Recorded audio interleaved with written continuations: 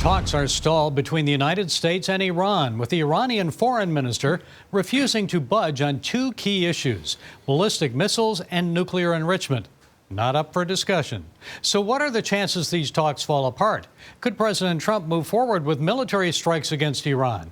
Joining us is someone who has been following this extensively, Joshua Philipp. He's investigative reporter with the Epoch Times and host of Crossroads. It's good to talk with you again, Josh. So tell us, President Trump is set to meet with Israeli Prime Minister Benjamin Netanyahu on Wednesday. Israel doesn't want Iran to rebuild its ballistic missile and nuclear programs, and Iran will not negotiate that. So where's all this leading? Iran acting on its own, or Israel acting on its own against Iran? U.S. joining in again like last June?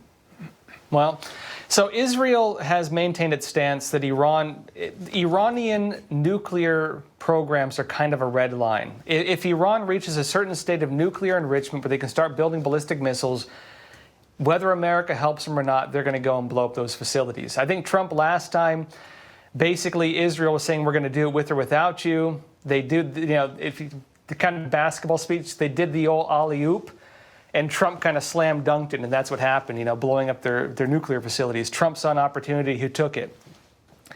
More recently, what happened was that it looked like Trump was actually going to send bombers to Iran again and do leadership decapitation. A lot of people were anticipating it. We were waiting around all night. Will the bombers do it? And there's bets online about this. Will Trump do it? The rumor going around, the claims behind the scenes are this: Trump backed off because he was not guaranteed complete leadership decapitation in Iran. And without that complete leadership decapitation, without a guarantee of a collapse of the Iranian regime, they will counterattack. They'll attack U.S. military bases, and we can get pulled into a much broader conflict. Trump does not want that. And so what Trump is doing instead is he's doing kind of a third option. He's using what worked during his first term in office. He's using what has recently worked, which is cutting off the finances of the Iranian regime. And if you remember Trump's first term in office, what happened? Well, even when Obama was president, when Iran was losing its money, when sanctions were cutting too deep, when the economy was collapsing, basically people's quality of life was going out the window, and you had mass protests in Iran. People were going to overthrow the regime. America could sit back, put its hands up in the air, and Iran would collapse because the people would dissolve the state. Obama bailed him out the first time for a hostage deal where he gave him pallets full of cash. Biden bailed them out after Trump, when again he gave them relief on the sanctions and then released all the money that was held by sanctions. Trump has brought all that back. And now what Trump is doing is he's even threatening to punish countries that are still doing oil trades with Iran. That would be China, that would be even India. That'd be many countries. And so Trump is going to put the financial pressure on Iran and let them feel that. And we'll see what happens from there, whether that is enough to bring them to the negotiating table, or whether there's the other possibility, which I believe might be the case, that a lot of the Iranian leadership has probably already left the country, either to China or Russia. And very likely they're running the country from outside the system, so they're not afraid for their lives anymore. So leadership decapitation is basically impossible. That's kind of where things are at in my eyes. Well, Josh, let's just look at this. If there is an attack on some nuclear sites again or some other facilities inside Iran, you've mentioned a retaliation against U.S. bases in the region, but how about domestically? How about sleeper cells inside the U.S.? How vulnerable are we?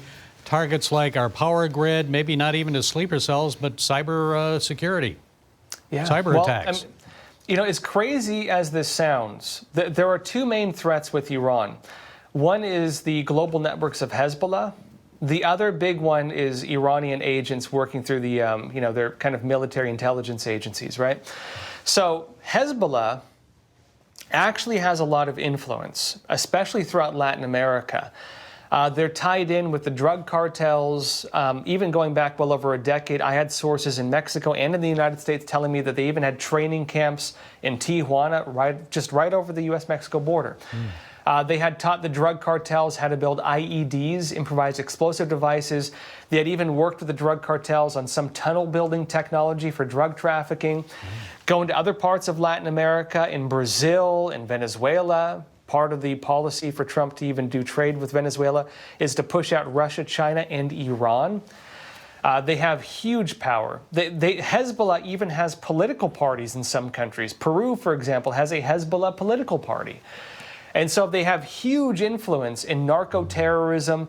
They have huge influence in government, which we don't even think about here. They have huge influence. They also have the ability to pull the strings of global terrorism. Lone wolf terrorists, radicalization, even state-sanctioned terrorist attacks. They have those powers. That is absolutely a threat in the United States. The other factor is something we've seen only recently. The Iranian regime even does assassinations on American soil. And what they do is they do contract work through mafias, through organized crime networks. And look, this may sound crazy. In New York City, where I'm at right now, there were agents arrested for doing that. And the story happening in New York, one of the ones just in Queens, New York, in fact, they arrested members of Eastern European organized criminal networks working with Iranian agents, and they were conspiring to assassinate an Iranian journalist, an independent journalist. So they will, and they have the power. In fact, they're facing criminal charges for it, some of these individuals. They have the power to do even targeted assassinations on American soil. So maybe that is part of it. We don't know, but that could be part of it. Yeah, they even tried that against a Saudi ambassador, I think, in Washington, D.C. not long ago. That's right. Yeah. And they wanted to have the guy afterwards carry out a terrorist attack. That's right. Josh, I can't let you go without talking about the Old Testament, the book of Ezekiel. There's a prophecy in chapter 38 and 39 about the war of Gog and Magog, and we interpret it to mean Russia, Turkey, Iran, several other countries joining together to take military action against the land of Israel. So even though we're in this lull now, and it doesn't look like Trump's going to strike immediately, are we getting closer to this biblical battle? Well, let's put it this way. Biblical prophecy or not, the exact replica of that prophecy is part of the Chinese Communist Party's public war plan. So whether we believe this is the fulfilling of prophecy or whether we believe that, hey, just look at what's happening, that is exactly what the CCP was planning to do. So their public war plan, something disclosed, public, this is not a rumor. One of the main advisors to Xi Jinping, right, the head of the CCP, is a guy named Qin Canrong. Several years back, prior to Russia's invasion of Ukraine, prior to October 7th, prior to all of that, Qin Canrong had a war plan for the CCP. And he said, if China is going to start a war with the United States, if they're going to invade Taiwan and possibly become entrenched in a war against America, the United States is designed, our military at least, designed to fight two wars simultaneously. So if they're going to win, they have to get us involved in at least 4 wars. They said they wanted to get America involved in a war with Russia, just like the prophecy says.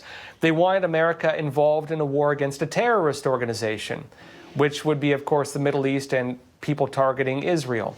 And they wanted a war in Latin America. At the time, they actually wanted Brazil to start a war.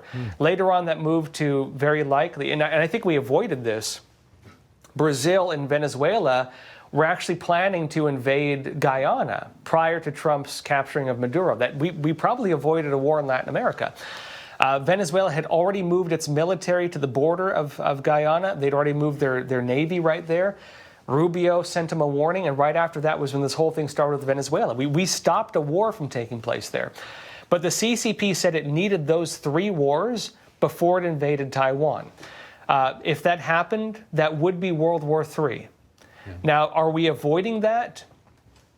Currently, but very narrowly. But very likely, the CCP wants that on the table still. What would that look like? We'd become involved in a war, at least Europe would, against Russia. We would be supporting it financially and with military supplies. We'd be fighting a war against a global terror network targeting Israel. They would, and we would probably be defending our ally in Israel. And we'd be entrenched in a regional war. Terrorists, drug traffickers, subversive networks, mass migration because of displaced people in Latin America, because of the invasion of Guyana. And then China would invade Taiwan. Our Navy would be focused on that, and we'd be divided. We don't have wartime production for military assets. We don't have rare earth minerals. We don't have medication because we gave those away to China. Trump right now is trying to rapidly rebuild them so we could have a war and actually make it. But we're in a very narrow pass right now. If you were to take my belief, I think that we have avoided the prospect of World War III, but very narrowly, very, very narrowly. Thanks for being with us, Josh. We appreciate it. My pleasure. Thank you.